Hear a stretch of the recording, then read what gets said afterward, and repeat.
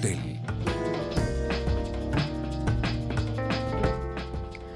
Muy buenas noches, bienvenidos a esta casa, No es Hotel. Yo sumamente contenta, estoy otra vez en Santa Cruz. Realmente es una maravilla poder estar compartiendo con ustedes el programa desde la hermosa Santa Cruz. Está haciendo muchísimo calor por acá.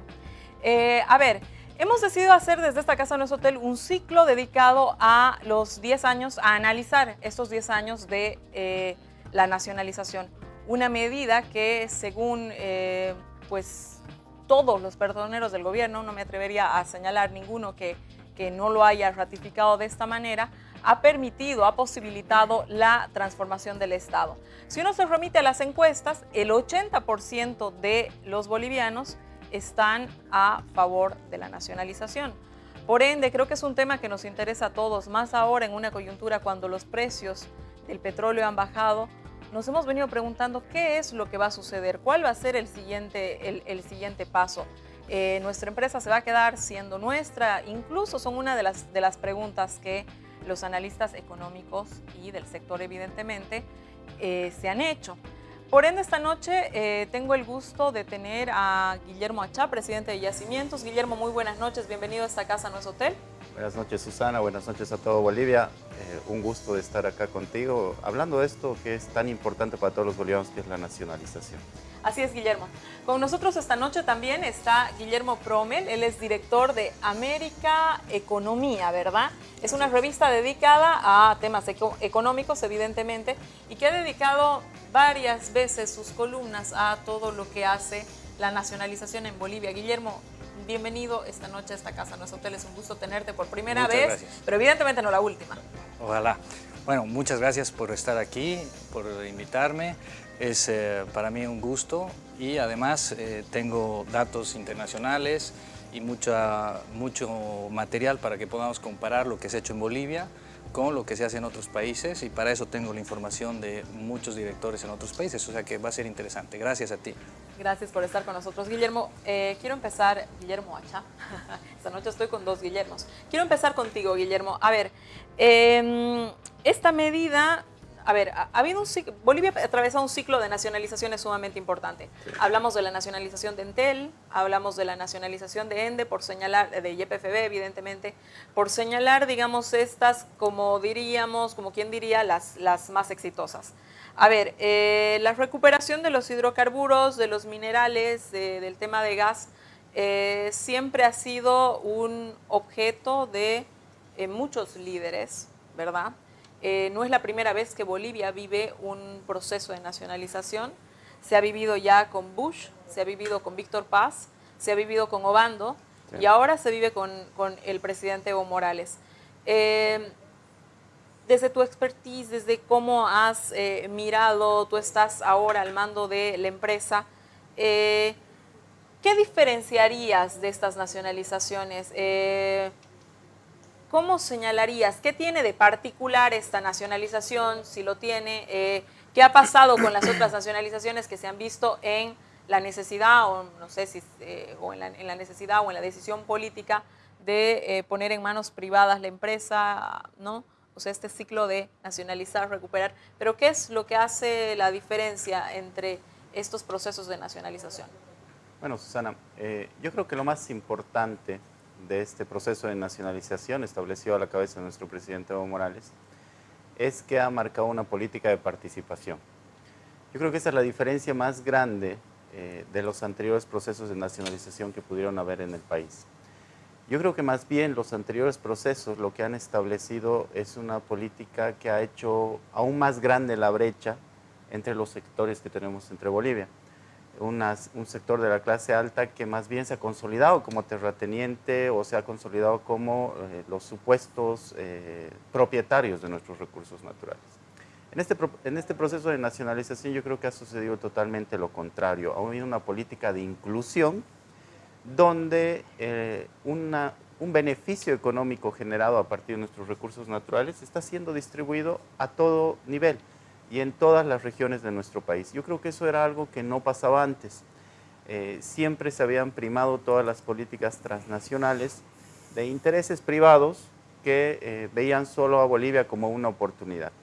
Hoy creo que el contexto es totalmente distinto.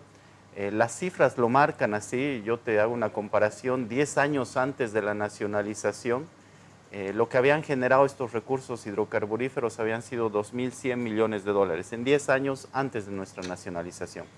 Después de la nacionalización, desde el 2006, con esta política de distribución establecida por nuestro presidente, se han generado más de 31.500 millones de dólares. Entonces, esa generación ha estado orientada a dar un beneficio a varios sectores que antes estaban olvidados. Hoy tenemos salud, hoy tenemos seguridad, hoy tenemos un crecimiento, podemos pensar en una industrialización por este movimiento económico que ha sido bien distribuido, con una inclusión de un sector que antes estaba olvidado en nuestra sociedad. Yo creo que esa es la mayor diferencia. Guillermo, a ver, tú eres el director en Bolivia de América Económica, que se imprime, entiendo, en todo Latinoamérica, En toda Latinoamérica, ¿no? sí. Tiene una impresión, la central está en Estados Unidos, si no me equivoco, Sí. ¿verdad? En Miami y otra en Santiago. Y otra en Santiago, vale. La edición, hay una edición, la que se publicó en Estados Unidos, de América Económica, que señala que ha puesto a YPFB como una de las empresas más importantes del mundo, ¿no? Así es. Tu grupo de lectores son grupos empresariales, evidentemente, ¿no es cierto? Evidentemente. Donde, pues supongo que existen más reticencias en cuanto a temas de nacionalización. Evidentemente, a los grupos empresariales son a los que menos les gusta, los que menos interés tienen por la nacionalización. Entonces, pues sí me pareció muy interesante que la edición de América Económica, la edición americana de América Económica, ponga a YPFB como una de las empresas más importantes del mundo, tomando en cuenta el contexto de lectores que esta revista tiene. Por lo tanto, me interesa preguntarte, ¿qué piensan estos sectores de YPFB? YPFB, una empresa exitosa, pero que a la vez es una empresa nacionalizada. Desde tú que te permite revisar, digamos, las revistas del resto del continente, ¿cómo crees que se mira a YPFB? Bueno, definitivamente en un contexto internacional la palabra nacionalización no está bien vista, porque está casada a arrebatar la propiedad de algo que está consolidado a través de un contrato o una negociación internacional. Sin embargo, en el caso de YPFB, llama mucho la atención porque no se lo puede poner en la misma bolsa. Es decir, y lo que internacionalmente la gente decía, bueno, ¿qué va a pasar con las empresas a las que se les ha nacionalizado? No solo que se han quedado en el país, sino que han recibido una compensación por sus acciones. Se ha sentado, o sea, en el proceso de nacionalización se los ha sentado en una mesa y se les ha dicho, bueno, se les va a dar una retribución por sus inversiones en el país. La gran mayoría han aceptado esta negociación y, por lo tanto, la nacionalización boliviana es una nacionalización que respeta la propiedad privada y se les compensa a través de un nuevo acuerdo para que estas empresas reciban un monto de dinero. Además de esto, las empresas nacionalizadas han firmado contratos con la nueva YPFB donde deciden quedarse en el país y seguir operando. Esto es muy importante porque en otros países que se han hecho nacionalizaciones es directamente una expulsión del país.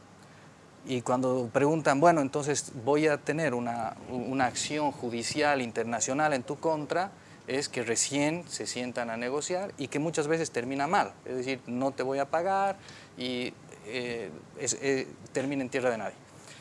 En el caso de YPFB no.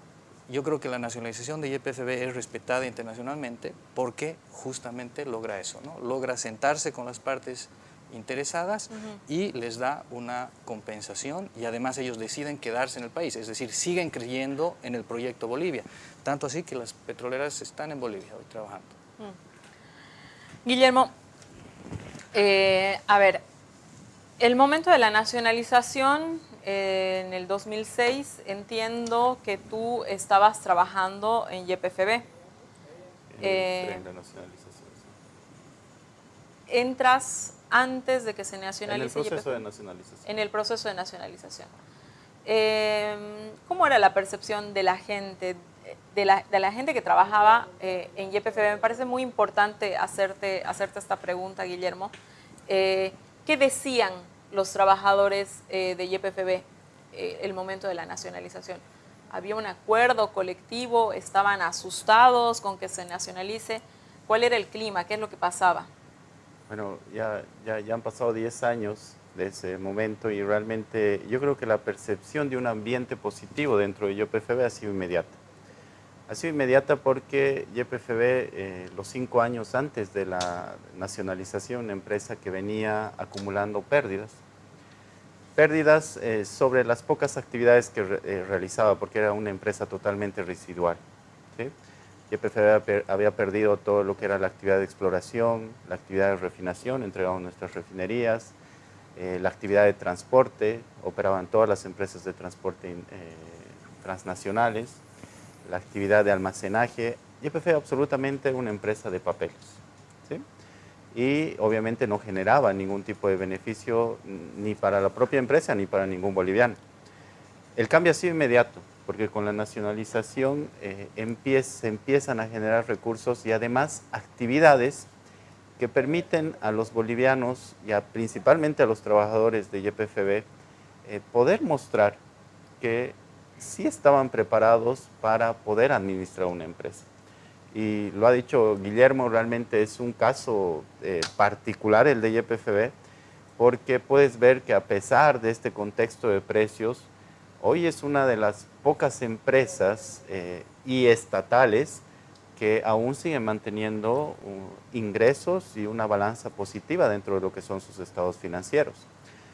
Además, YPFB ha pasado de ser una empresa que acumulaba pérdidas a una empresa que los últimos 10 años ha tenido utilidades por más de 5.000 millones de dólares.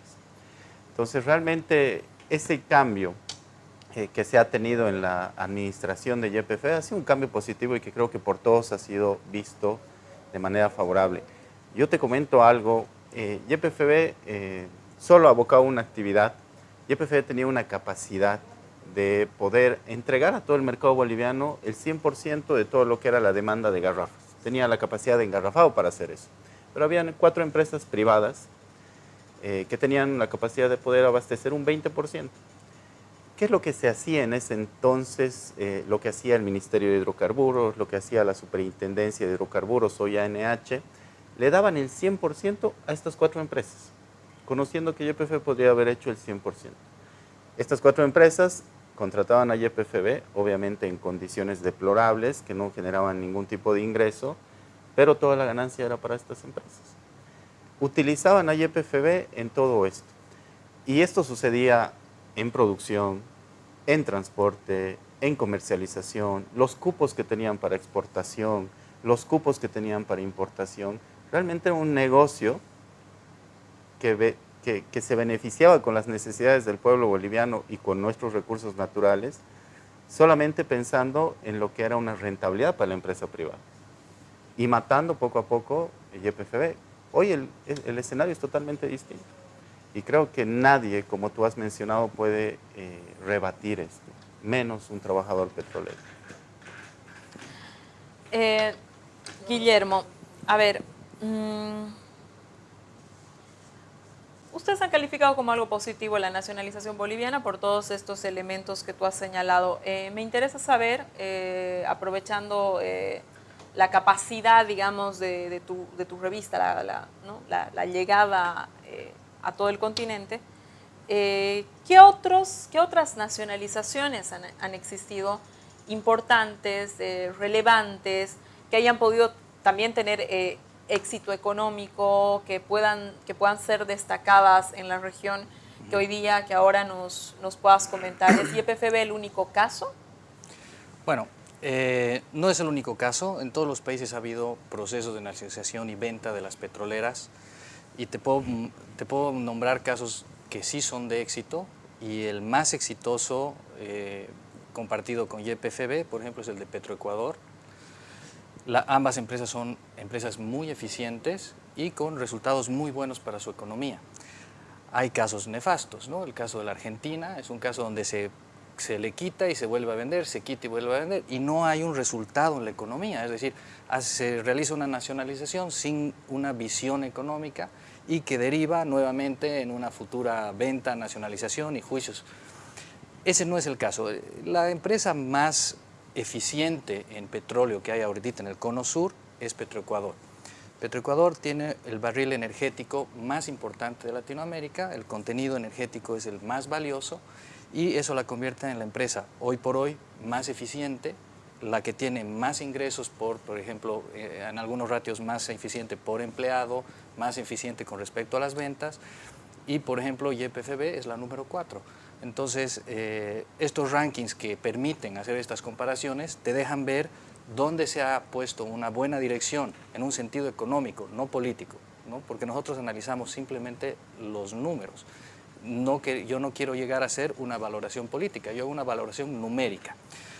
Los casos desesperados, PDVSA, por ejemplo, en Venezuela, hoy es una empresa que ya está en una situación desesperada, no se sabe qué va a pasar.